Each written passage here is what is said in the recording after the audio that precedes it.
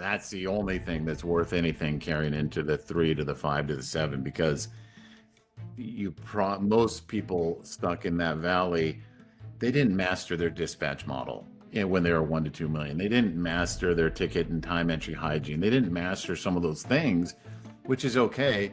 We just got to say, okay, the clock is getting reset. This is now how we do things. Today we've got Michael Milhouse with us. Mike, tell us, how the hell did you get into this crazy MSP space? Just pure luck. No, I was actually, it's one of those conversations you have with your dad. You're a junior, going to be a senior in high school. It's like, what do you want to do with your life type of a conversation. And, we're riding in his work van. He's a union electrician. And I'm like, things are rattling in the back and you're rolling down the road. And I'm like, hey, this seems like a pretty good place to land. I'll go down this road and do what you do. And pretty much started, yelling at me about not doing what he does. He remembers the story a little differently than I do, but it was a very stern conversation about, hey, my back's broken, my knees, it's a great career, but he's like, my body is just trashed. He goes, we've got a guy at our office that does all this computer stuff. Why don't you go in and have a conversation with him and see what you think? And of course, I went in and saw some of the systems that they built, and I decided to kind of go that route.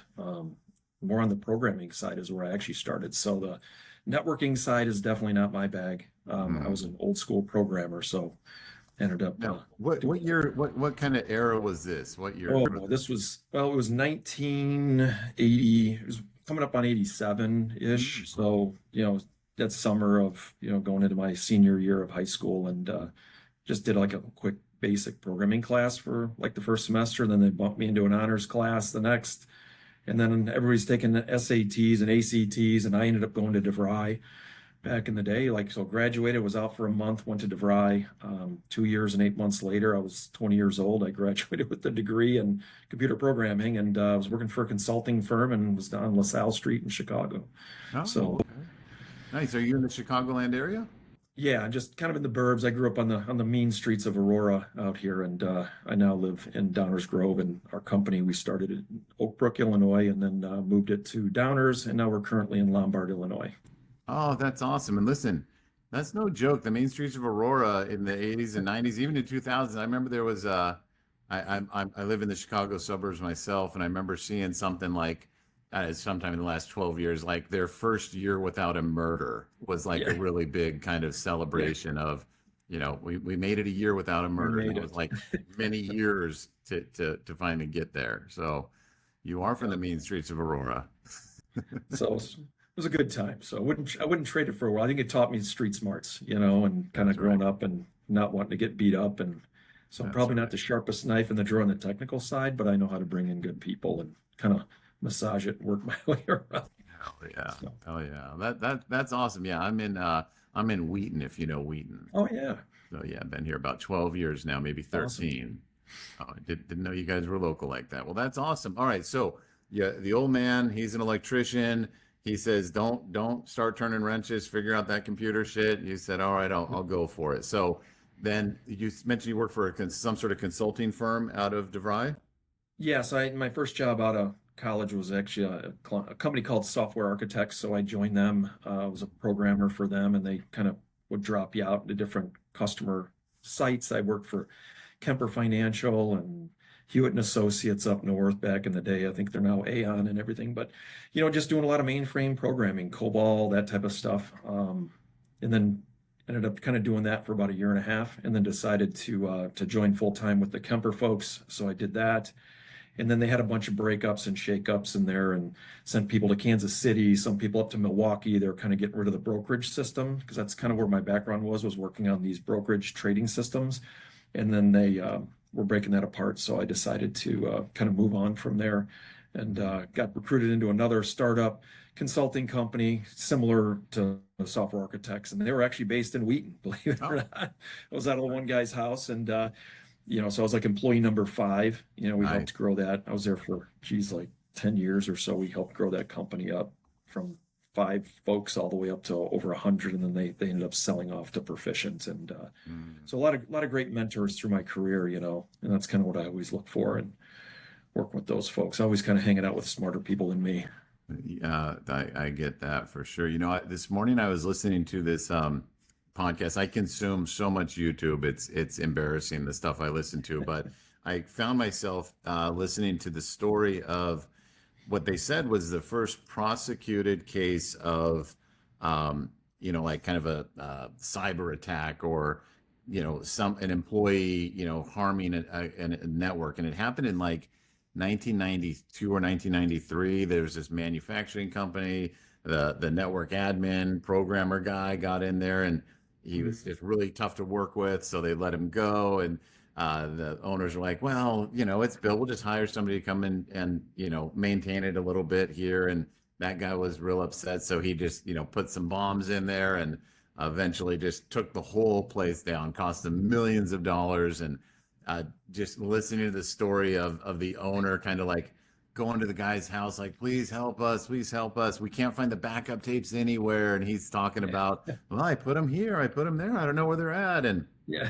just total just dog shit stuff. And it just not, the world wasn't very sophisticated then. And, they eventually hired, some big backup company, in Minneapolis and were able to trace it back down. And the guy went to prison for a long time. It was a crazy story, but that's the era you were coming up with when Oh yeah.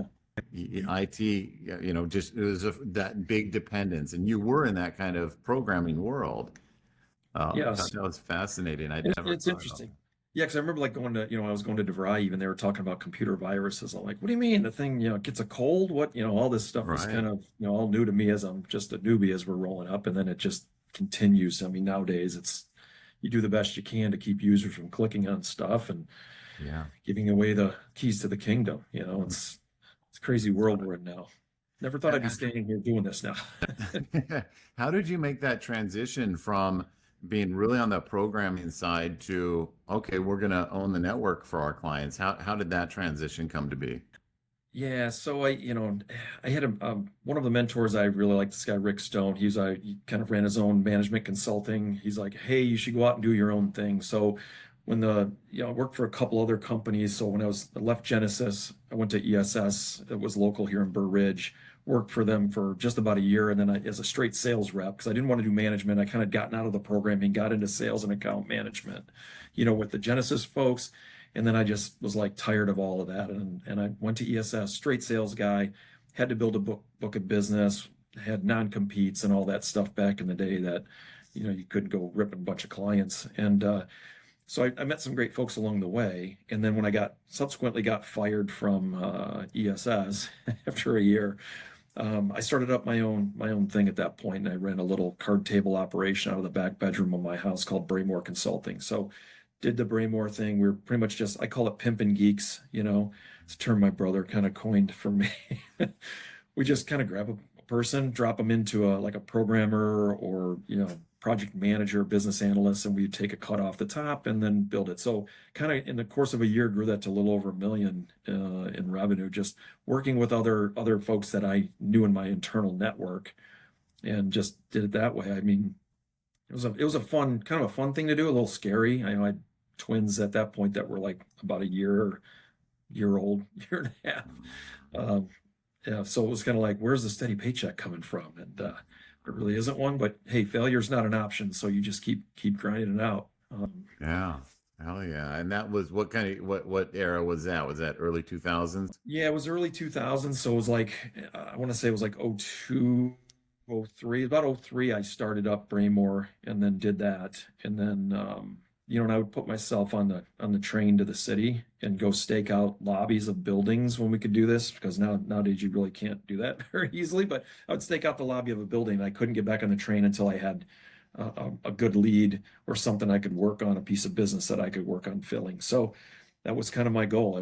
You had to do that. So, but then about a year into that, I ended up meeting up and saying, hey, I wanted to be part of something bigger and better. So I could cover the application development side and the pimp and geek side. And we said, I partnered up with a few individuals that I used to be their managers, and I used to work with them in the prior consulting firm from Genesis and from ESS. And I pulled them together and said, hey, we should really go for this full service IT consulting type organization.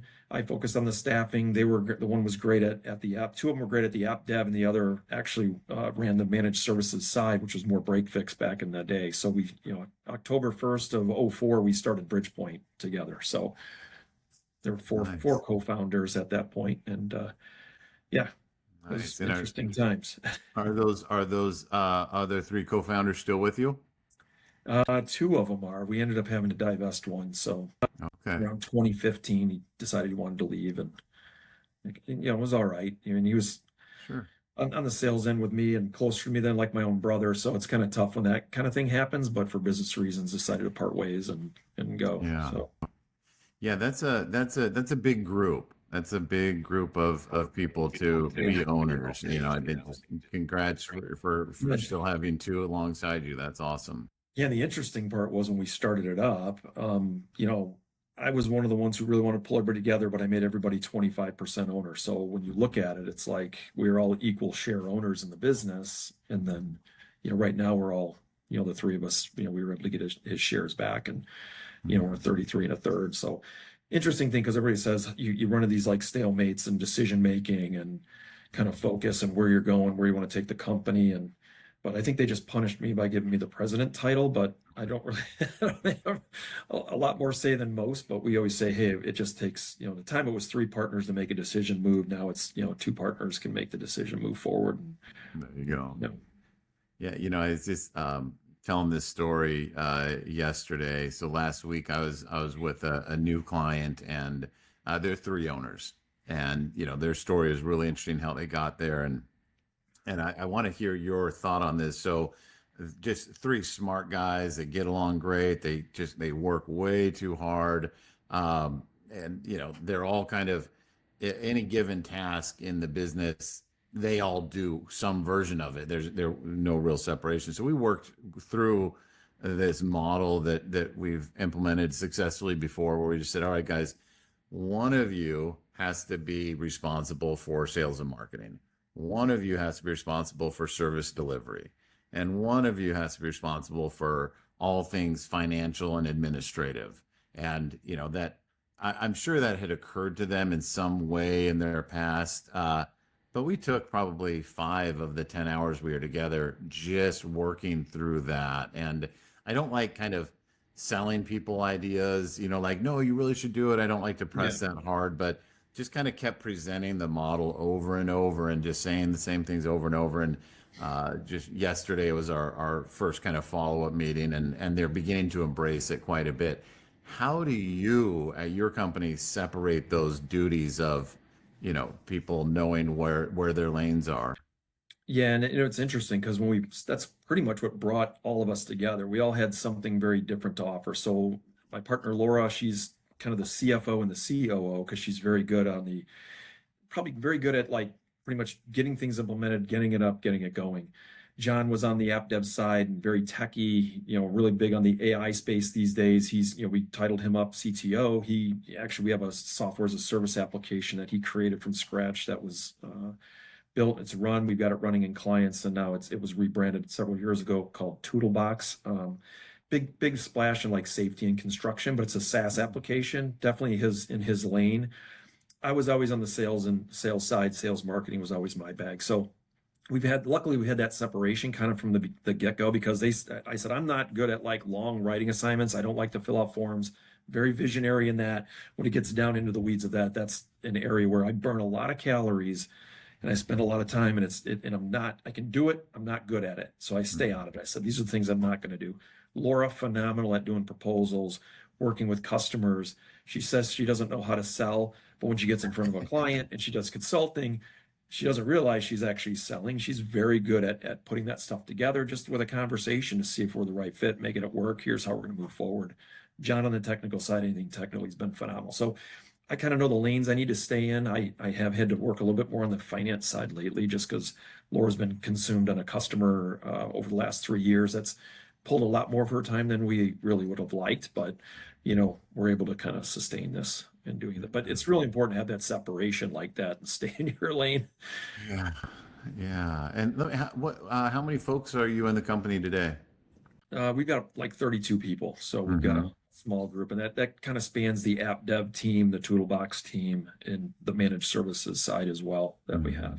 And we've gotten out of, we don't do the IT staffing anymore, but we kind of call this business solutions as that division that Laura kind of heads up on that side. Understood. And so on the managed service, or I guess of those two primary, business lines, what's kind of the mix between the two, the MSP and the, app dev, and I guess the toolbox as well? Yeah. So on the MSP side, as far as the mix in terms of like the revenue wise or what we're working on there, Just or between the three different lanes, is one of them the dominant?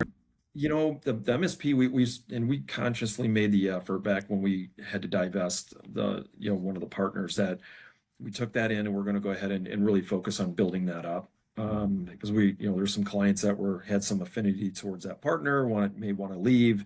So it kind of was a wake up call for us. We jumped in, we changed from break fix over to doing, we're like 90% managed services revenue, monthly recurring, where we're doing it. So that's worked out well, but that's been the dominant one. We dumped a lot more resources and money into that side of it. Business solution side, it doesn't really take much to run that. We get into a client, they say, hey, we need some extra people here or there. We've got our own core team of developers that are here as well. Got some great people that have stepped up to help manage those customer relationships. We haven't been seeking new stuff, but it's all like word of mouth referrals that have been coming back in, and where they actually value IT, because it's not just the vendor list piece. It's like you have to be on a preferred list. It's good relationships with folks, and having a high level of trust and authority with what we do on that side. ToodleBox has been, reimagined and rebuilt. We've got a ton of stuff going in there. We brought in some really talented these young guys coming in, even out of college and everything, are pretty impressive what they can do and what they're able to accomplish. So excited to kind of push ToodleBox forward on that front. So, but it's pretty much managed services. We got business solutions, and ToodleBox is catching up now. I gotcha. Okay. Yeah, that's interesting. So on the MSP side in particular, is that a line that you say is kind of the word of mouth, or are you actively, having sales team and strong marketing and whatnot?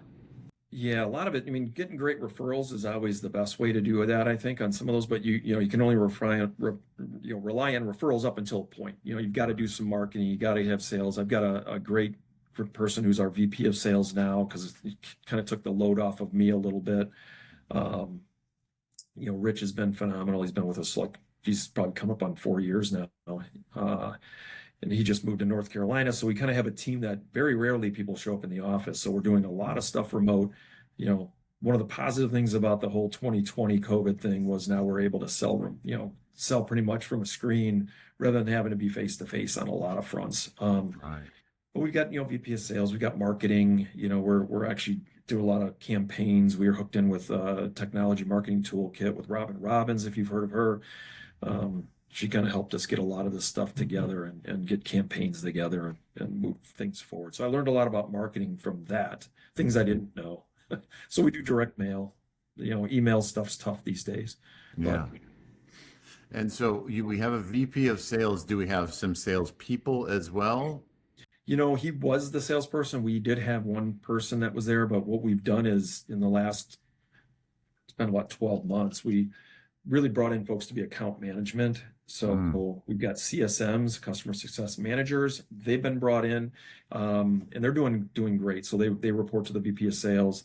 They kind of have, commission based and how they build and work with existing customers that we have. So we've got about 100 that are there. So we put about 25 per CSM. I still have some that I manage as well. I think they're doing a better job managing them as my days get a little bit thinner here, because there's other things operationally that get in the way. Mm-hmm. So I'm hearing 4 CSMs? I've got 2 right now. 2. So I got Rich, VP, and I got 2 CSMs underneath Rich. And then, so we just brought one in about a month and a half. So we're kind of ramping up Sam to get, out there in front of customers more.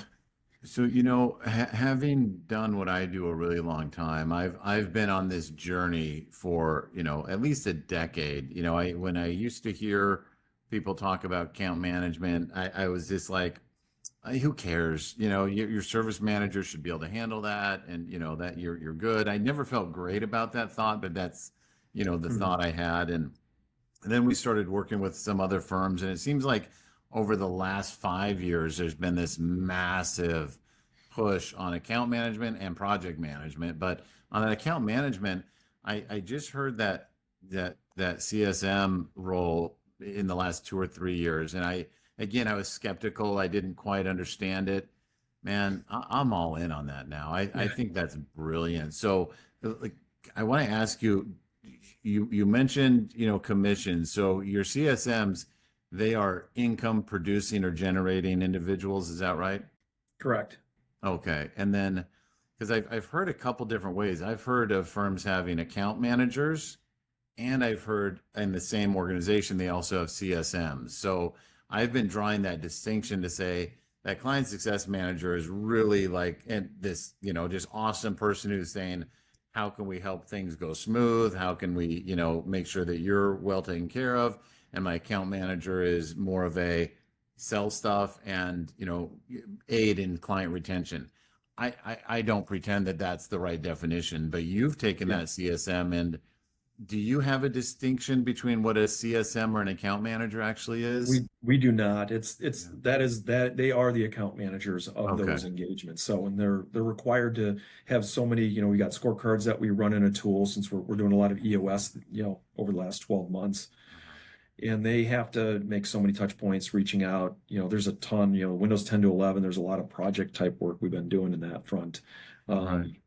But yeah, their goal to get out there and do, and we measure it every week in meetings to see, making sure that they're pushing forward and meeting. So, because we do like a lot of people call them QBRs back in the day. You got to do a quarterly business review, and a lot of MSPs say that they do it, but do they actually do that? We've changed the name. It's more of an SBR for us, a strategic business review. Nice. So we do those. They do those we try to do them quarterly, with the larger customers, and sitting down and going through their accounts. And that's an opportunity for us to really look at what they have.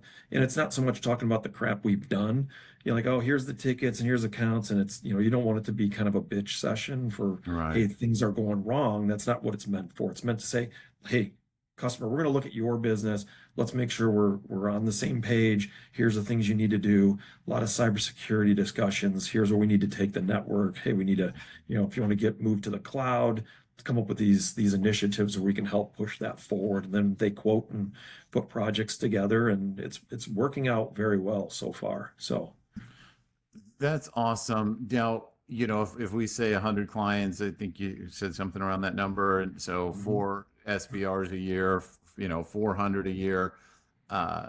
What percentage of them do you think? Because I know it's a journey, but are we hitting 50% of those? We hitting 25%? We hitting 100%? What's been your success rate with clients coming along with those?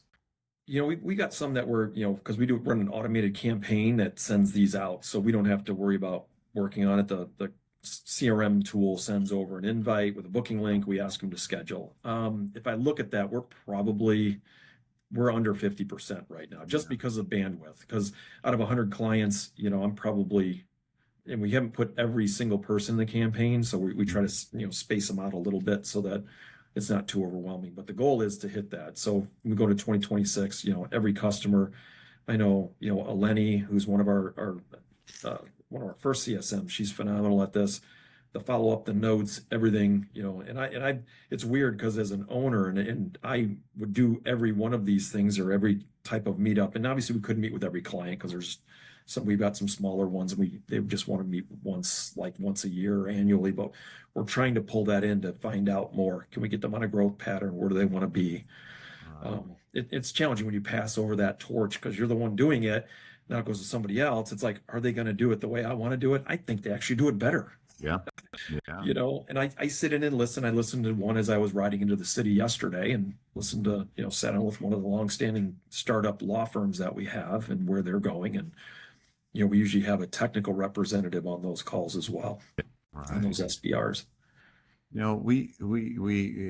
Account management is a big part of what we do in our own business at Bering McKinley. And we're probably on about a 3-year journey. And I remember for the first year, we did not have success doing it this way. It sounds like you are. We did like, we're going to have a recurring ticket in our ConnectWise. We're going to have a status using Time Zest. It's just going to automatically fire off saying, hey, it's time. Let's get excited. Go ahead and hit the link. For us, we just had a terrible take rate. I was really bummed out, and we let that linger for longer than we should have. Then we kind of went into this other mode where it's okay. Like you, I was the account manager for a long time. So it was, I'm just like, cool, those tickets popped up. I need to call them. Maybe that hearing my voice, hearing my enthusiasm will make a difference. And it made a small difference. We'll be right back with more. But first, here's a quick message from Bering McKinley. Most MSPs are constantly busy, chasing tickets, projects, and fires. But without structure, it's hard to know if the business is really improving. Vision from Bering McKinley is the system that helps you work on your business, not just in it. It connects leadership strategy with daily execution. Vision aligns people, process, and performance, creating clarity and rhythm from goals to results. And the Vision app brings that structure to life, helping you create policies, track goals, review KPIs, and collaborate with your BMK consultant all in one place. Behind it all, Jetson AI, your assistant inside Vision, helps you find answers, generate insights, and take action faster. With Vision, you gain visibility, accountability, and measurable growth. You're not guessing, you're improving. Vision, Jetson, and the Vision app, your path from strategy to results. Start transforming your business today.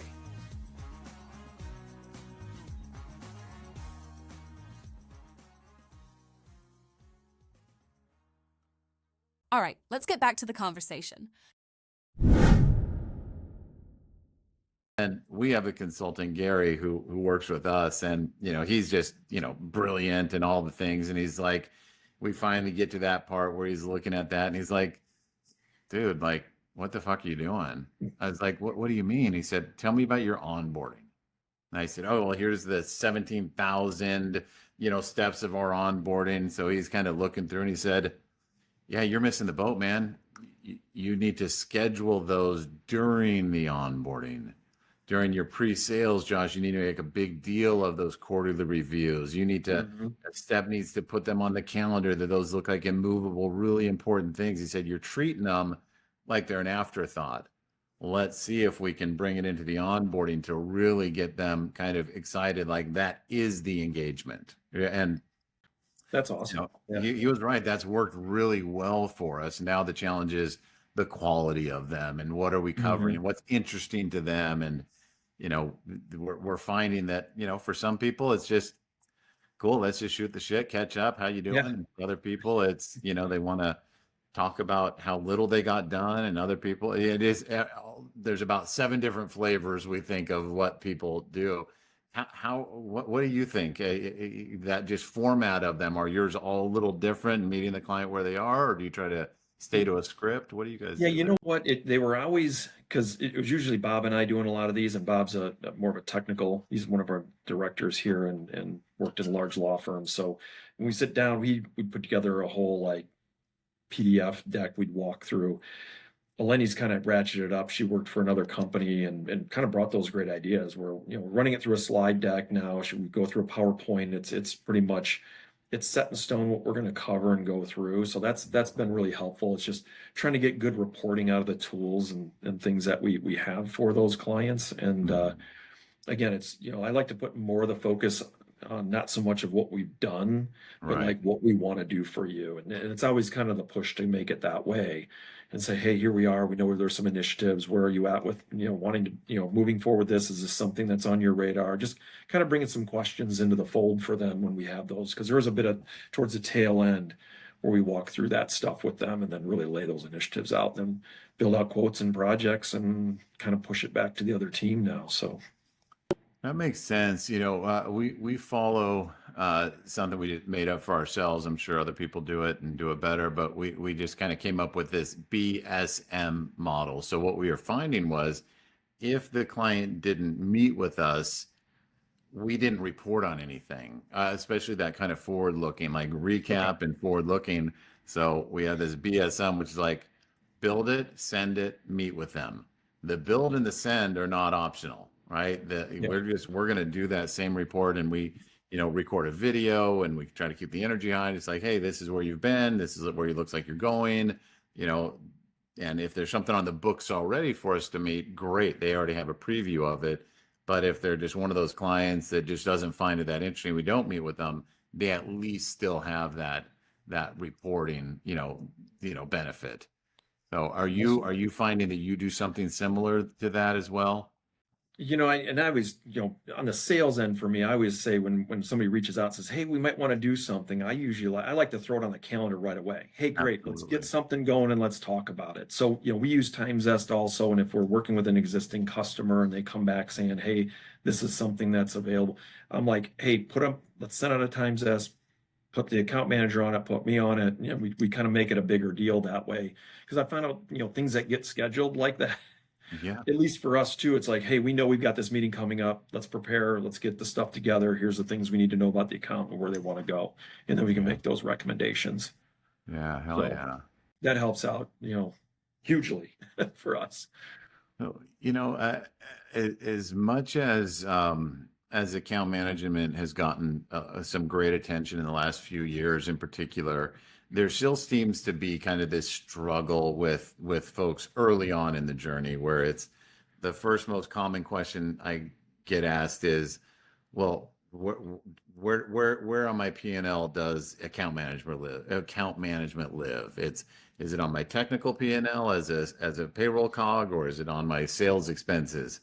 And I always think that's a really great question, but it usually kind of gives us an indication that we haven't quite thought about the role in its fullest best form. So would you tend to agree with me that it's a sales role and sales title, or would you see it more as a technical role and title? I put it as it's more of a sales. Our CSMs are pretty much on this. They're on that sales piece. So for sure, because they're, and again, we're looking at, they've got some, I don't want to say quotas in there. We don't really say that, but if they want to make more money, this is where they have to be, for on target earnings, right? So if they're not doing the activity, and Rich manages all this on the, as our VP of sales, he keeps a very close eye on where we're at with it. And he's done a phenomenal job kind of managing them and making sure they move forward with it. But yeah, it is, I don't sit there and say, hey, where's this split down? It's a total sales function for us. And what we do since the CSMs that we have aren't really technical in nature and can't do this, they know enough to be dangerous. And over time, they learn a lot of the speak and a lot of, hey, how these things actually work and what plugs into what. But we usually put like I don't want to say technical account manager, but, we have somebody who's technical that rides on that SBR with them. And they're on on the service P&L? They're more on this, you're kind of on the service team. I'm kind of moving things around a little bit because it's not everybody on the service team is great in a customer fashion. I mean, they're great at knocking out problems. They see a nail, they just want to hit it with a hammer. So they go right, but it's just having someone. So, Bob, we've been fortunate. We've got Bob who's been working on a lot of these, and we've got a couple other folks I think that are going to step up on that technical side that we can assist with, the CSMs to kind of help them craft what that solution looks like for that customer when we go ahead and pitch that out for what they need in their business. So.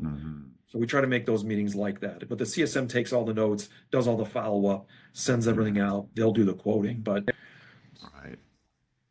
What, I love this one particular ratio that I think is a great indicator of how well we're doing in that account management. And I call it a pull-through rate or a drag-along rate. So if we said we've got, $100,000 a month of recurring revenue, I want to see that we're getting, 25 to 65% pull through on hourly and project work. So hourly, typically just those moves, add changes that don't require proposal. And then those projects, those initiatives that we're moving forward. Do you use a pull through or drag along ratio in your business? I haven't gotten there, honestly, haven't gotten there yet. It's definitely something where we say, hey, each CSM should drive about X, And I think Rich has got some numbers. We're looking at, 250 or 250,000. We're somewhere in there. I think it probably been a low swing since it's something we hadn't done before. We're really gathering the data over the last year, and we're going to evaluate that at the end of this year, just to kind of see where that lands and what adjustments we need to make going into next year. I don't know how your chart of accounts or P&L looks, but with our clients, it's, the three big buckets of revenue: that service, that product, that resold cloud services. Then under the services bucket, we've got three layers: recurring, hourly, project. And if yours is set up anything like that, a fun exercise to do is to say, what percentage of our service revenue comes from hourly? What percentage comes from project? And just kind of look, don't make any decisions. Just look and say, historically, 10% of our service revenue alone is hourly, 20% is project, and the remaining 70% is recurring. That's usually our first step, is to say, let's look where we've been with no real intention. Now, if we put a little intention towards it, what could we be? That's always a really fun and enlightening exercise for folks. Yeah, and I know if you look at my chart of accounts, you'd probably throw up all over the place. Oh, okay. Just one of those things where, I always think, sales cures a lot of, things in the back end, right? The more you could sell, but for us, it's like one of those things it's a rock that's on our quarterly. So it's to kind of get our chart of accounts cleaned up and change the way we're doing it. Because, we started out, and we're a bunch of IT people, we're not like finance, and, it wasn't really our game. I think I got a minor in accounting at DeVry, but you think you did. Good stuff on paper. I think I slept through most of it, but at any rate, it was like, it's just not our thing, so it's like getting good people, getting good experts that can come in and say, hey, here's the way we should lay it out. Because, we're really like almost like three companies in one. The MSP most MSPs are just an MSP. We've got that, we've got software as a service as another piece. And then we've got like full-on custom app development work that we do. So, we kind of break them up that way. And then, but it's like, where do the expenses fall? It's really, when you start to break things down, that's an area where, it's a big focus for us here. It's a rock that's got to be done by like December 16th. It's on the, when our kind of our quarter ends is the 16th. We run a weird thing here using EOS these days, but sure. Yeah, that's and you don't stand in a short line with that. By the way, Mike, it's a majority of the MSPs we ever work with. It's the chart of accounts is usually built more for the ease of the CPA to do the taxes. Yep. And then once the ownership team starts thinking of it like, oh, this is truly a business tool, and you get just a nice basic clean chart of accounts in there. It's almost like a cheat code where it's like, oh, if I understand my service salary to service revenue ratio, my service department gross profit, and then I go look at my agreement gross profit and ConnectWise or whatever PSA you're using, it's like, oh, my problem is right here. Yeah. And then it's like, oh, there's our initiative.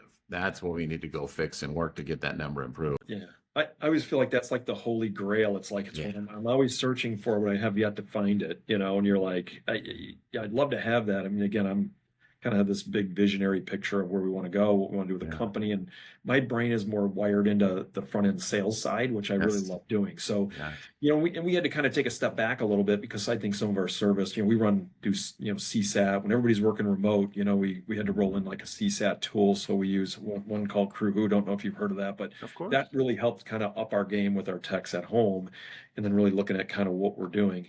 But we needed to really work on our service side a little bit more. It took a little more precedent over our accounting piece at this point. So I'm like, as long as we get invoices out, may not be as efficient.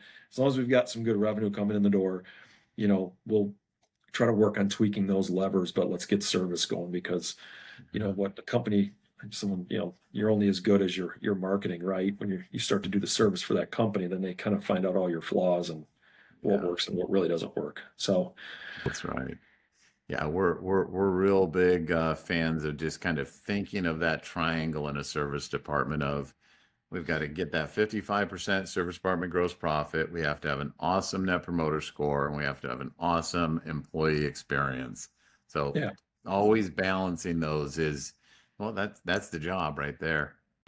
It's tough, and trying to do this stuff. It's, a lot of MSPs, I think it's like, they're trying to change the flat tire in the car while you're, ripping down the interstate, and it's tough to do. And it's taken a lot more energy than I anticipated to try to get these pieces cleaned up and stay focused and get on that. It's a job in and of itself. So love to hire things out and get smarter people in here and get it done. It's always the goal. As long as you have if you got revenue, let's get that fixed. Let's get someone in, That's right. Well, it sounds like you guys are really mature in that kind of sales domain of understanding account management and the benefit. And how long have you guys been really pressing on that? I forget. It's just been about a year now. Full bore. We brought, and again, the ramp up time, to get them in and make sure they understand the clients going through it, getting a good go-getter who's great, wants to dive right in, that's important. It's always important to make the right hire, and you talk about hiring, that's a whole nother tricky bag of tricks. So it's like, anyway, but we were real fortunate getting them in. So about a year now. So it's working well. Nice. And what kind of precipitated that initiative of saying, hey, it's time, we've got to take this account management CSM piece really serious now? What drove that? I think a lot of it was I was starting to kind of pull my time back in going into ConnectWise, working a lot on the finance side too, as Laura was consumed to the client, so she wasn't readily available to handle that, all the accounting side for ConnectWise, and then working on the service side. I really wanted to get work on getting our service levels bumped back up. I just don't want to have any issues as we have sales running and bringing in opportunities. I don't want to run, where people are flying out the back door as fast as we bring them in the front door. And it's a lot harder to get new customers these days. I think getting a new client and getting someone to switch from one provider to another is increasingly difficult in this day and age. Not making an excuse, I'm stating more of a fact as we have conversations with folks, so it's important, making sure our service levels are as top notch as they can be. Again, it's a work in progress. We're still plugging that through. We're doing a whole bunch of changes on ConnectWise and the boards and all of that and workflows and things, but it's a whole nother mess. But I got pulled in that direction. So not focusing as much on kind of the true account management and seeing that, hey, we're missing a huge opportunity. And Rich, the VP of sales, like, hey, we really got to start to put a big focus on this.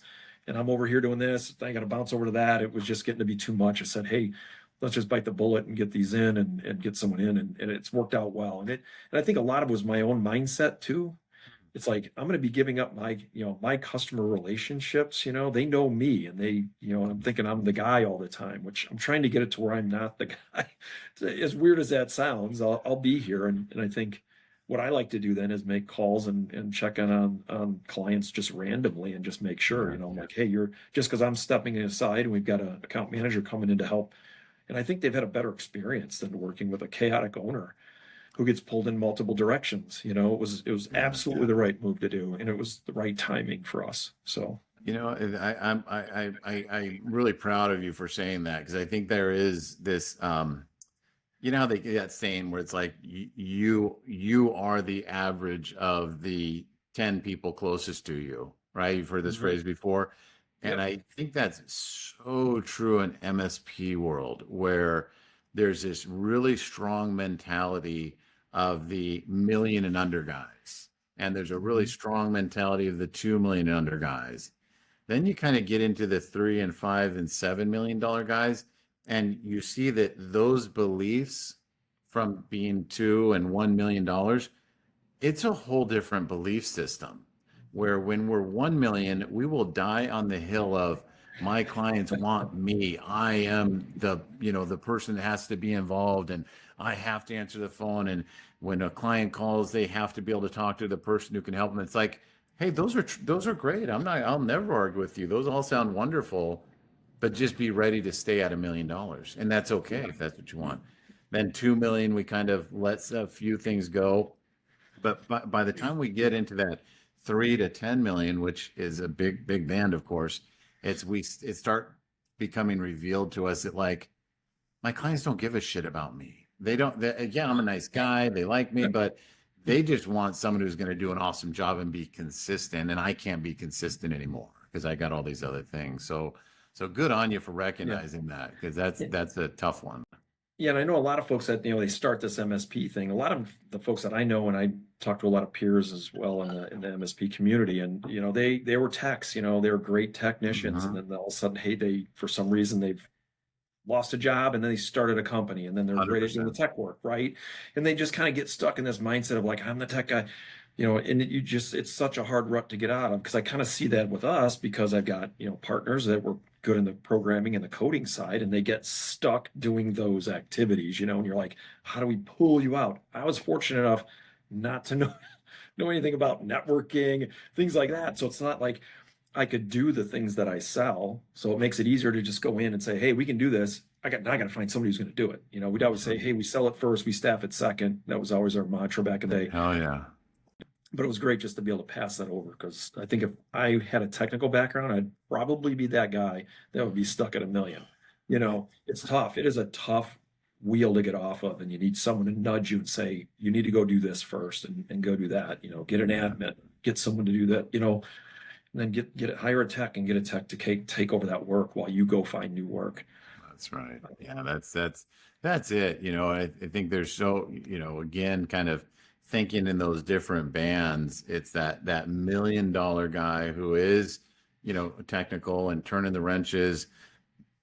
They can live there forever. I mean, and in their minds, they don't want to be there forever at $1 million. They want to get to 2 or wherever they want to go. But it's such a hard pull. And those, there's the owners who start the MSP without the technical background, just always do better faster. Doesn't mean they win the marathon, but they always do better faster. The rarest breed of them all, and rare is probably not even strong enough word, is that person who can say, I started this as a technician, I turned into a business person, and now I'm, $5-10 million. And I've, a couple of people come to mind with that, but not many. And it's awesome to see, but it has to be so intentional. Doesn't just happen. You've got to actively work on it. So it's easy to get caught on that. Very easy to be stuck there. So. Yeah, it's where you're comfortable. It's what you know. Why you started the business. Yeah. And now we're kind of in that area where we're about, coming up on, I think we did about 4.1 million last year, so we're looking at, and that's all in and company all in. So about 3 million on the MSP, but, just as an organization trying to we're in that between 3 to 5 million. I think that I've heard this referred to as the valley of death. You're kind of at that point where now we're trying to become more mature. We've got to get more mature. We've got to have these pieces in place in order to kind of break through. And I think once we can break through and get it to be a repetitive model, they say, but I'll see if we can prove it out. You're going to exponentially increase your revenues beyond that. So, but it seems to be the most difficult part, this valley of death, 3 to 5 million. I don't know. Like I said, it's been interesting to kind of be here and see what goes on, and struggling where you kind of gain some ground and then you fall back and then you get frustrated and you're like, how do I dig out of this? What do we need to change? So I do a lot of reflection on that. We do a lot of conversations around that. And I think that's really fair to call that valley of death. I think that's a fair phrase. I think the thing we have to challenge ourselves with is understanding that there is a playbook through it. So if we are carrying forward a lot of our beliefs from our days when we were in that 2 million range, you'll be in that valley forever. It's the only thing I want you carrying forward from that time is we love our employees, we love our clients.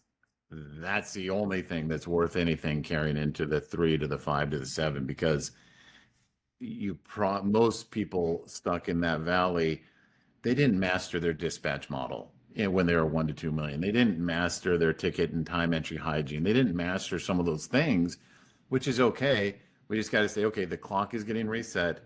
This is now how we do things, because we know how to sell. We know how to get new clients well enough. Now it's how do we operationalize this in a way that is scalable to where we want to go. Otherwise, part of being in that valley is just, we'll be ready to grow once we fix service. And guess what? You're never going to feel like you fix service. So it's sometimes that thing you said a moment ago, sell it, staff it later. That still serves you very, very well, because you're not going to fix it on the baseline of how yesterday was. You fix it off of the pressure of what tomorrow might be oftentimes. Yeah. And it's interesting because we do like these level 10 meetings, and we've got sales involved with the service, in our service delivery meeting and things like that. And it's like, we're just pulling up issue after issue about, hey, we need to do this. We get it documented. It's like, we've got to work through these issues. And I think, it's helped us out a lot to at least get that communication chain going, and then saying, okay, is this something we can tackle in the next 7 to 10 days? Is this something that needs to be it's a quarterly initiative or a rock? Do we put it on the list?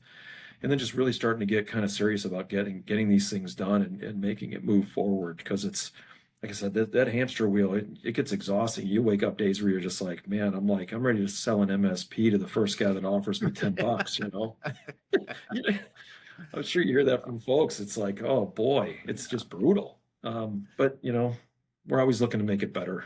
That's right. Well, that, just think, referring back to the client I met with last week, if I said, the majority of the time was spent on, figuring out their lanes and channels, well, that was preceded by a couple hours of, are we going to sell this business or are we going to keep doing it?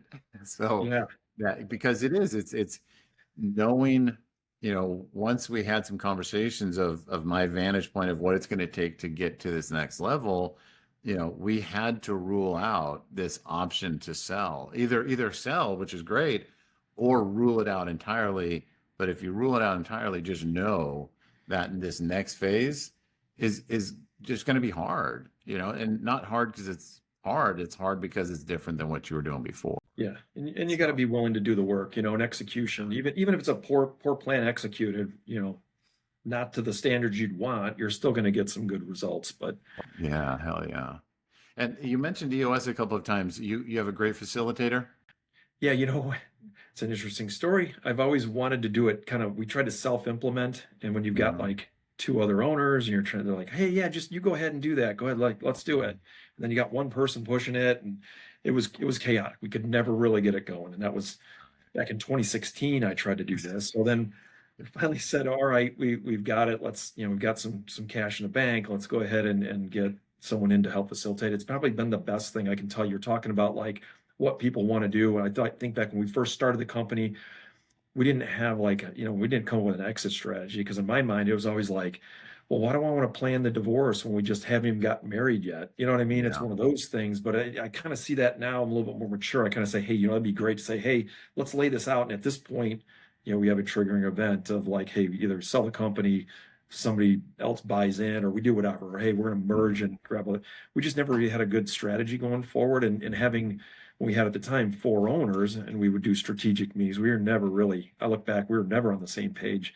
Doing EOS actually in the last 12 months has got us on the same page, 100%. We have a facilitator, we pay her. She's been phenomenal to get together and do this and keep us on track. I mean, I don't want to say like some of these meetings aren't between the 3 of us. It isn't all like puppy dogs and fairy tales and stuff. We're passionate about the business, so we throw that out there, but it's definitely worth it to have have a good coach to kind of take you along on that journey. So no doubt. And I'm really glad that you saw value in where are we going? What is the big goal here? What is the target? And that's so much of our time with our clients, because we get real operational, we get real tasky with our clients, but starting out our relationships with like, hey, where are you going? What's the big goal here? You want to sell, you want to cash flow the business at some point and step away. We've got to get so anchored on that on day one, get that feeling and emotion tied to it. Then you work backwards and say, what are our milestones along the way? What are the initiatives in order to meet those milestones? What are the action items? But if you don't do what you just described and know where you're going, then it is just living in taskless hell. Just, we got to do this, we got to do this, without knowing why and what that's going to get us closer to that big goal. So good on you. And, when I look at what we're doing too, and how we've done this as owners, because we're also friends, we know each other, the problem we have as an owner, and you've got partners like that, is holding each other accountable. That's been the tough. And I think doing what we're doing now and having some third party now going, hey, you said you're going to do this, where you at? And it's not like they don't beat you up. And she doesn't really care what your results are at that point. She's like, hey, you said you're going to do it. You didn't make it, but you kind of feel bad because it's like, I don't want to go to this meeting and meet up with Becky, and Becky's going to bust my chops in front of my partners now. I don't want to, I'm I'm kind of scared. As before, you're like, I'm the owner. If I don't do that, who's going to yell at me? Nobody. Right. Right. You know, nobody's going to say anything, or my partners, and we wouldn't push on each other like we probably should have way back in the day. But because, people get busy, can make 1,000 excuses. I'm pretty good at dodging stuff and making a bunch of excuses why not to do something. Yeah. It's interesting to have somebody else on the outside to kind of keep you to task, keep you moving forward. It feels good. And then having good tools online that actually help you do that. Mm-hmm. That's right. That's right. Well, that's excellent, man. I think there's just hundreds of thousands, if not millions of people hours wasted on EOS without a facilitator. And I think, just anyone who's stuck with it and eventually got the facilitator, every time they're just like, yep, that was never going to work without a facilitator. So I think I don't like that people try to self-facilitate, because you can't have that accountability. You can't have that little bit of fear, like you said. It's such a valuable thing. So good on you for doing that. Is your person local to Chicago, or are they somewhere else? Yeah, she's local here. So Nice. We like the Downers Grove area. So Nice. And so your meetings, you have those with her present in the room. yeah, because she'll do the quarterlies. So when we do those, and then she even offers us sit on like our weekly L10s, but I haven't taken her up on it yet. We're still trying to change a lot of bad behavior in meetings where you rattle off a whole bunch of stuff, talk about crazy things, and then you don't get anything accomplished. But we're using a product called Stretty, and it's actually the guys that I don't know if you've heard of that tool or not. It was the guys that did Brightgauge, right? Yeah. And that's been phenomenal. I love having that there. I love that communication mechanism that it has, where you can share out to other teams and cascade, stuff down. But it works out well. So she sits in, helps facilitate these, our quarterlies. We've got like a 2-day one here in December, our first 2-day planning session. So it'll be interesting to kind of see what we can drive out of that. So I'm excited. I'm hopeful where we're headed as well, because like I said, everything is documented, everything is there. We review it every time we get together, every quarter. It's going great. And then we're now teaching the downstream folks. That's one of my rocks, is to teach the lower level folks and get EOS implemented through the entire rest of the organization. So That's right. So, Oh, that's awesome. yeah. And I've even had some employees come and say it's a welcome change. So that's been good, just for them to understand where we're going and what's happening. Because we've been terrible at communication. Because if you're the owner, you're running around, everything. It's all in your head. For me, I'd always think, they hear some conversations or they know what's going on, but they really don't. They just don't know. We're out at sea and no one's at the helm, Yeah. Because you get caught in the day-to-day, it happens. But being able to be better communicators is key. Yeah, no doubt. Well, that's awesome, man. Well, listen, Mike, it's been a pleasure getting to know you, hearing your story, hearing a lot about a client success manager, and so much gold in there. So I appreciate you joining us. Where can people find you guys? We're mybridgepoint.com is our website. We're right here in Lombard, Illinois. So 630-320-3723. Shameless plug. So Outstanding. Good on you. Thanks so much for having me on. This has been great. It's a great conversation. And, Outstanding. Well, very good. Well, and everyone else, make sure to like, share, subscribe. It means a lot to us. Appreciate you joining us here today, and look for the next one in a couple days. Thanks, everyone.